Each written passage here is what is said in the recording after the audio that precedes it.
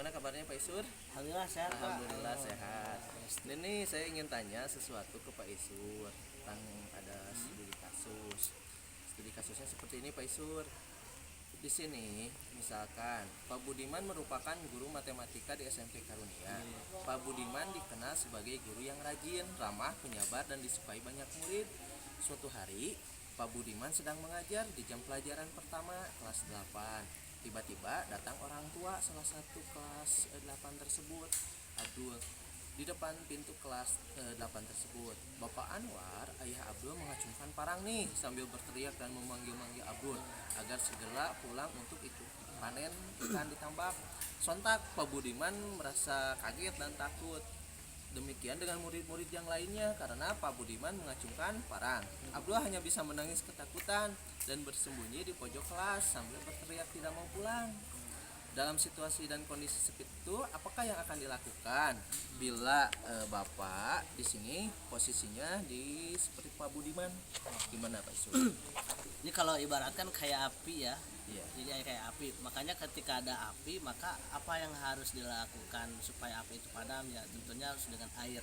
Maka oleh karena itu Pak Budiman ya gurunya ya. Iya. Nah, Pak Budiman ini harus bersikap seperti air.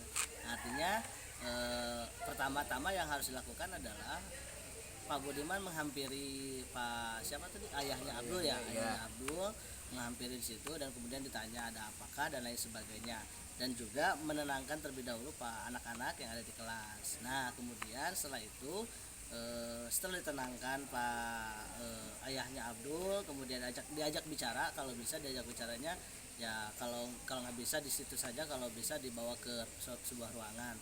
Kemudian diajak juga Abdulnya, ya, Abdulnya diajak juga dengan disapi lah atau dibawa oleh saya sebagai gurunya kalau misalkan sebagai guru.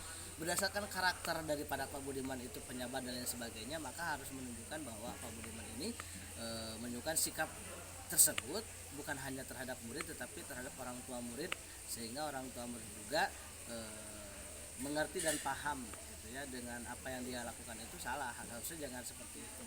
Nah, jadi kesimpulannya bisa diajak bicara terlebih dahulu, ditanyakan apa yang terjadi, kemudian diberikan sebuah solusi gitu kan untuk permasalahan Pak ayahnya Abdul dengan Abdul gitu. Iya.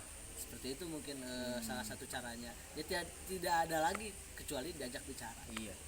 Seperti itu ya. Terima kasih Pak Isur.